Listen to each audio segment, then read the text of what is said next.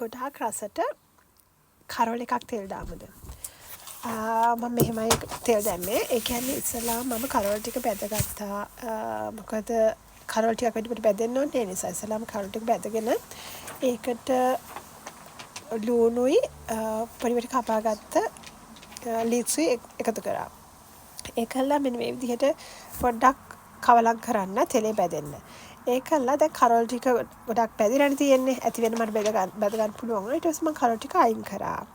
ඊට පස්සේ මේ බීලුණු ටිකයි ලීක්ස් ටිකයි එකට කවලම් කරලා හොඳට බැදගත්තා. බාගෙට බැදීගෙන එනකොට කහ ටිකක් එකතු කරා. ඊට අමතරව මේකට මම දැම්මා කෑලි මිරිස් 3-5 ටිකක් දැම්මා. 3-5 චුට්ටක් දාන්න, ගොඩක් අය 3-5 දාන්න. ඒනට මම දාන්න මොකද ඒකට අමුතු රසක් එකතු වෙන නිසා. 3-5 වැඩි දාන්න එපා, පොඩ්ඩක් දාගත්තාම ඇති. ඊට පස්සේ ඒකට කෑලි මිරිස් ටිකක් දාන්න. තමන්ගේ සැර අවශ්‍ය ප්‍රමාණයට අනුව දාන්න. ඊට අමතරව මේකට අඹ මිරිස් කෑලි කීපයක් කපලා දාන්න ඕනේ. ඊට පස්සේ දාලා මෙහෙම හොඳට කවලම් කරගන්න. ටිකක් වෙලා කවලම් කරලා හොඳට බැදෙන්න දෙන්න.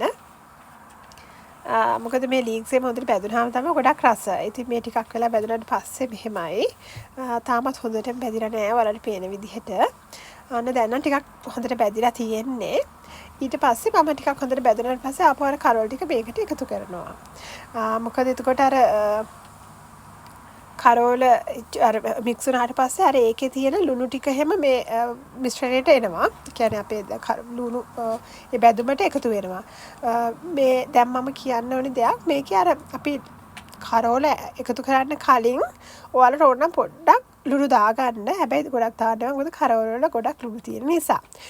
මම නම් මේකට ලුණු දාගත්තේ නැහැ. ඉතින් මේ විදිහට කරවල ටික මික්ස් කරාට පස්සේ මේකේ තියෙන අර ලුණු රසෙන් ඔබේ මික්ස්රණි ඔක්කොම හොඳට කරවල රහ එනවා. ඉතින් මේ විදිහට තමයි හැදුවේ. ඔයාලත් හදලා බලලා කියන්න. Thank you.